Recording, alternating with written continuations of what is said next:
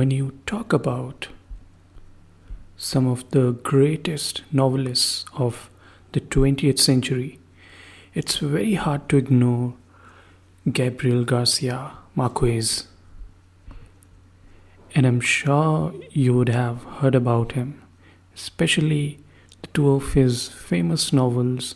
One is 100 Years of Solitude, and the other one called Love in the Time of Cholera. And what makes his stories, his novels so special?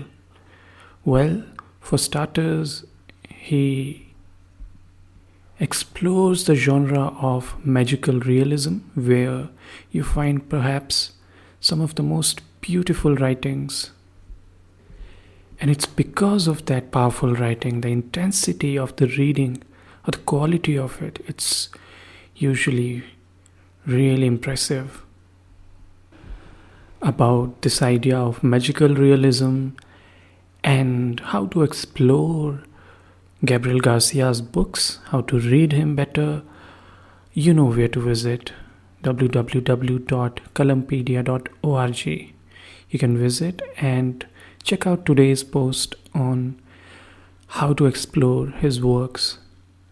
That would help you. Coming back to his book, I'm going to read a little bit on the book called 100 Years of Solitude. And I'll read just the starting bit of it to give you some flavor of the story. And you would notice that, as it happens in most of the magical realism stories, narrations, that the magic is so nicely weaved into the real world events, which in most cases historically have happened, not the magic part, but the rest of it, that you don't feel surprised by the magical element in it. In fact, you kind of expect it. It seems very natural to that world, the way writing is done, and that's pretty special about it. So, without taking much of your time, I'm going to read the first couple of pages from the book 100 Years of Solitude. Let's begin. Many years later, as he faced the firing squad, Colonel Aureliano Buendia was to remember that distant afternoon when his father took him to discover ice. At that time, Macondo was a small village of 20 adobe houses built on the bank of a river of clear water that ran along a bed of polished stones, which were white and enormous, like prehistoric eggs. The world was so recent that many things lacked names, and in order to indicate them, it was necessary to point.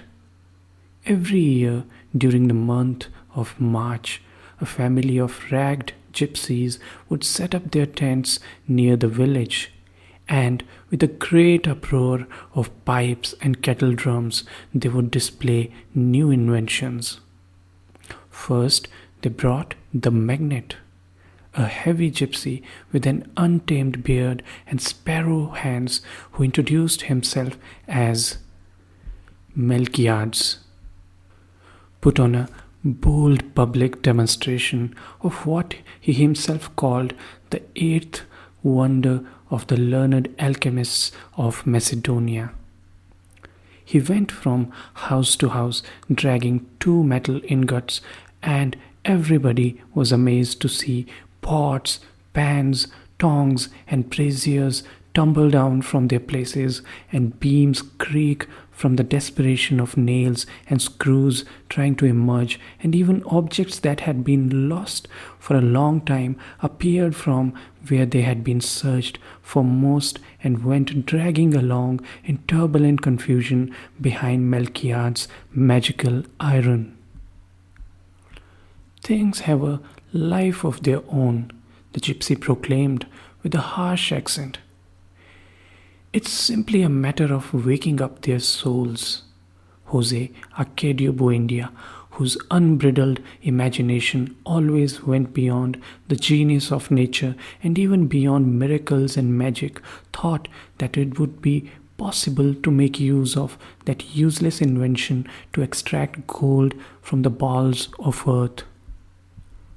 Melchiades, who was an honest man, warned him, "It won't work for that."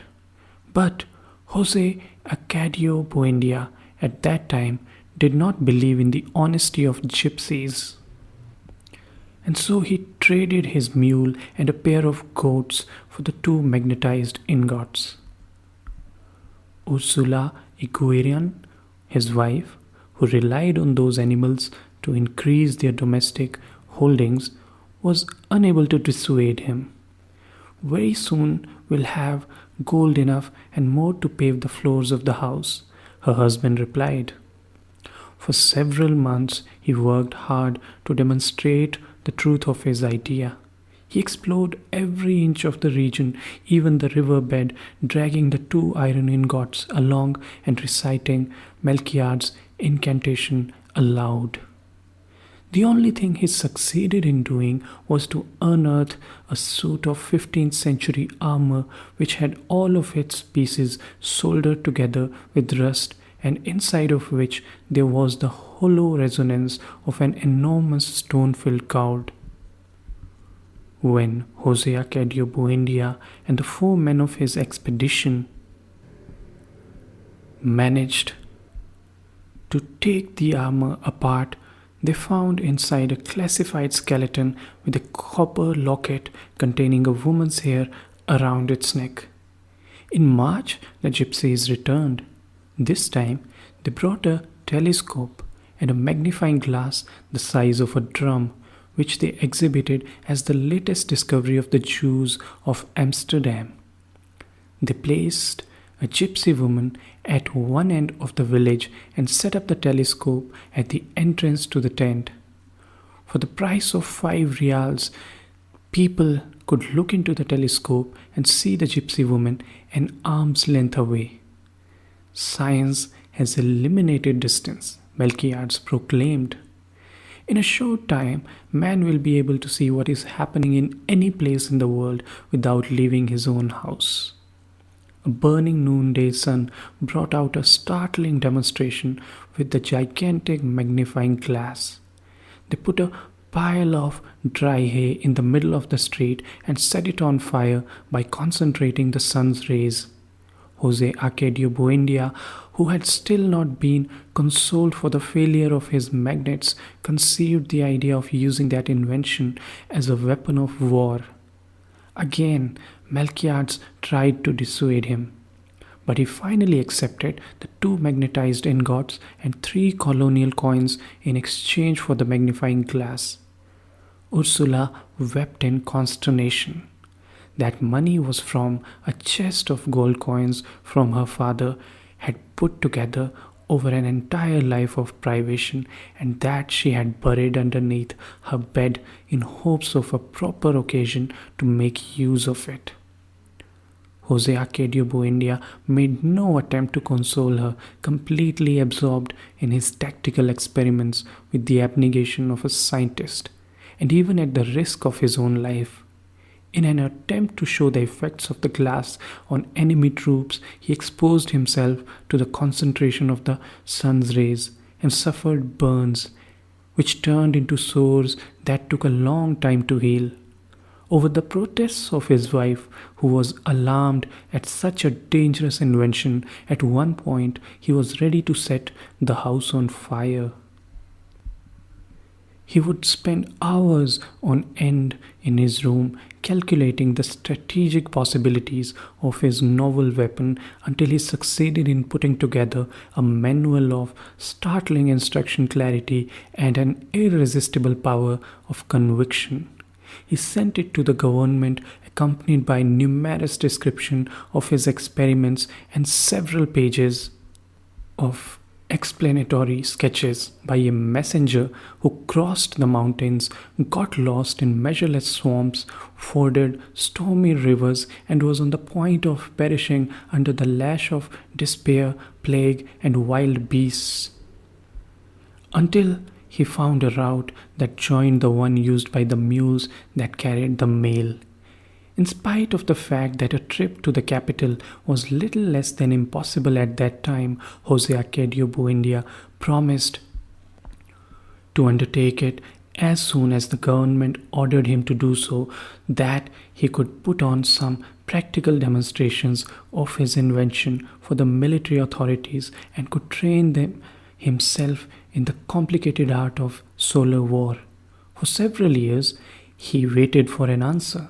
Finally, tired of waiting, he bemoaned to Melquiades the failure of his project, and the gypsy then gave him a convincing proof of his honesty. He gave him back the doubloons in exchange for the magnifying glass, and he left him in addition some Portuguese maps and several instruments of navigation. In his own handwriting, he set down a concise synthesis of the studies by Monk Herman, who would be able to make use of the astrolabe, the compass, and the sextant. Jose Arcadio Buendia spent the long months of the rainy season shut up in a small room that he had built in the rear of the house so that no one would disturb his experiments. Having completely abandoned his domestic obligations, he spent entire nights in the courtyard watching the course of the stars, and he almost contracted sunstroke while trying to establish an exact method to ascertain noon. When he became an expert in the use and manipulation of his instruments, he conceived a notion of space that allowed him to navigate across unknown seas, to visit uninhabited territories, and to establish relationships with splendid beings without having to leave his study. That was the period in which he acquired the habit of talking to himself, of walking through the house without paying attention to anyone, as Ursula and the children broke their backs in the garden, growing banana and caladium, cassava and yams, ahoyama roots and eggplants. Suddenly, without warning, his feverish activity was interrupted and was replaced by a kind of fascination. He spent several days as if he were bewitched, softly repeating to himself a string of fearful conjectures without giving credit to his own understanding. Finally, one Tuesday in December at lunchtime, all at once, he released the whole weight of his torment.